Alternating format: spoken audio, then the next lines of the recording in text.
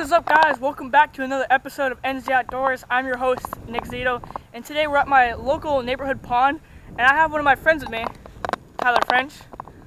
Today we're going to be making a video on how to use a baitcaster rod and reel. And baitcasters are hard reels to actually use as a beginner. You usually start with spinning rods, spinning reels, and then you eventually move on to the baitcaster reels. So we're going to teach him how to use one, and we're going to teach you guys how to use one too. So let's get into the episode. Alright, so this is my buddy Tyler, and he is using a baitcaster. This is the Lose Carbon Lights speed spool rod and reel combo that he got, and he's got a BPS popper on him. So we're going to teach you how to use one today. So what are your thoughts? I think it'll be difficult. But if I teach you like I for you? Yeah. Alright. I'll become a bait casting master. So the parts on my baitcaster, one, this is the cast control. This is like, so say if there's wind, there's 10 ball bearings on this. It depends on which type of reel you have, so you can switch it to any type you want. And over here's the reel, the drag's right here.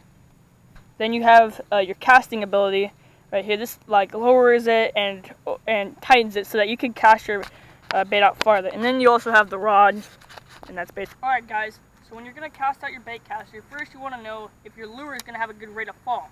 So what I like to do is I like to get the fall rate and see how fast it goes.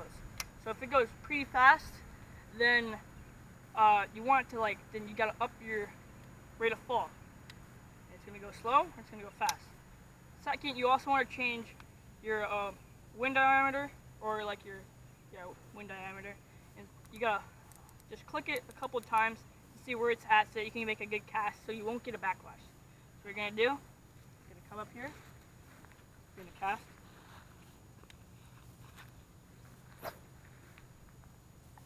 and you keep your finger on the spool. When it hits its apex and goes down, that's when you want to click it, and that's how you basically use a bait cast. Let's see if we can get a fish right now. So what I'm doing with this wacky worm, I think I got a fish right. No. All I'm doing is just reeling it in.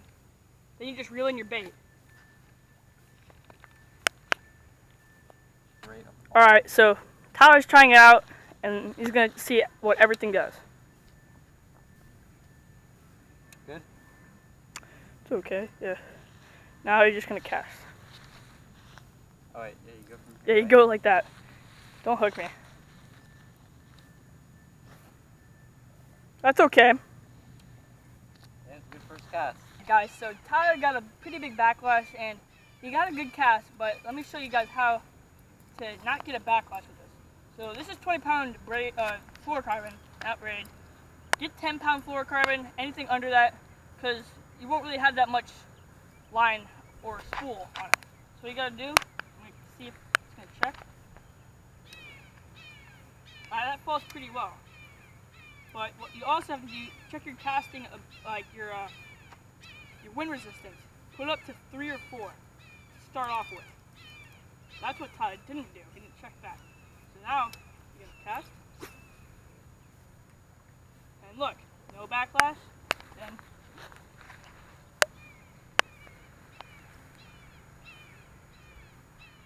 Then he can reel it all he wants, and he can fish. That's how you cast a bait. Yo, I got one. Oh my god. I got one.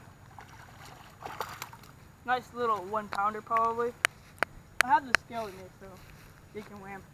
Alright. This is the first bass of the day.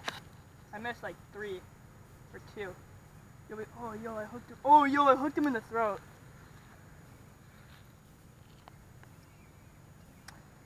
It's a pretty good one. Pretty nice one. Choke the worm. Alright guys, I got this nice bass here. Sorry I didn't get the cast or anything on it. Got him on the green pumpkin violet BPS sticko. Here's a release. There he goes. So I got this little bass here off a freaking a 4-inch Senko. This guy's like the same freaking size of it. God. He's tiny. Dude, Little baby. Little baby unicorn. I need the pliers. Alright, I'll get you the pliers. Wait. Got it. I'm not going to chuck this guy out, so all you fish haters saying that fish are bad, here you go. There you go.